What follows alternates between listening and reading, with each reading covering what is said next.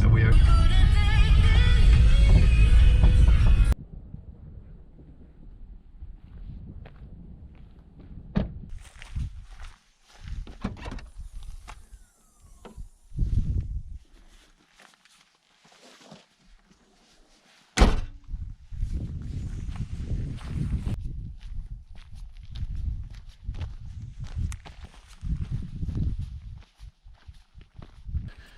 Today's walk's in the Uig Hills, a place that I've never actually walked before, but I've passed many times. Although it starts with a little bit of a path, I've been reading about it and it says the path disappears quite quickly.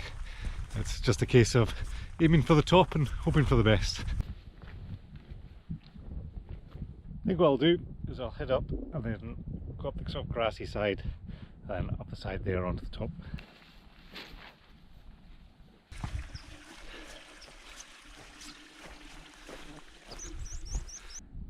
You can see St Kilda just in the distance there.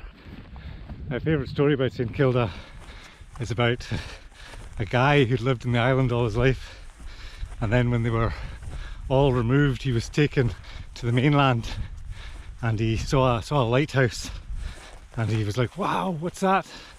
And he went all the way to the lighthouse, he went all the way up to the top, and he went and he stood next to the big light and he looked at it and said, is that you, God?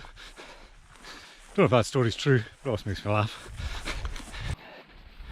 If you wanted to get married in St Kilda, then the men always had to prove their worth to the women.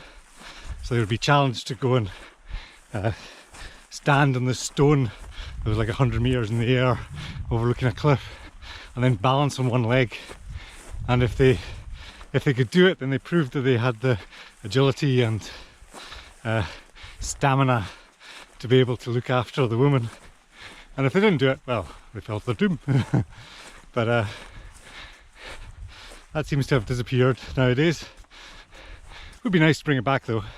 If a woman sort of said, okay, you can get married, but only first if you complete the challenge that I've set you.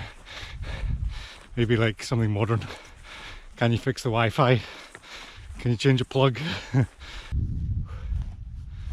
Right, made it to the bottom of the hill. It's actually quite warm today, so I'll take off this jumper before starting doing any climbing. I'm using Strava heat maps to check just which way to go. Strava heat maps is really good.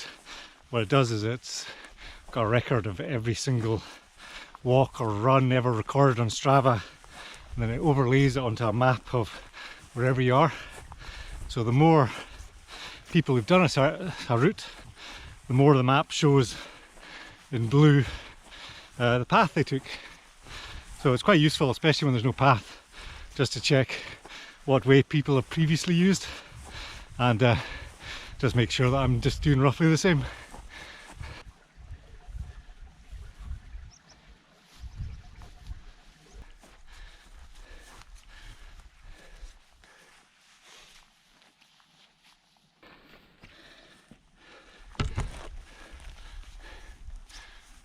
That's where I've come from. The car's parked just on the track there, and then I've been walking all across the moor up to the top here. It's a nice view. Over there, that's Manchester Stacks are just in the sea there. I've got a video about that if you want to watch it. I'll stick a link in the description below. And another one there if you want to see, there's Manchester Bothy, which is a famous bothy which is on the edge of a cliff. And I've got a video about that as well. I wonder if that bit is actually the top. Don't know if this shows up on the camera at all, but my face is very sweaty now. Although the still looks a little bit grey, it's actually quite warm. It's about 17 degrees or something. And now that I'm getting closer to the top, it's also got much steeper and much harder.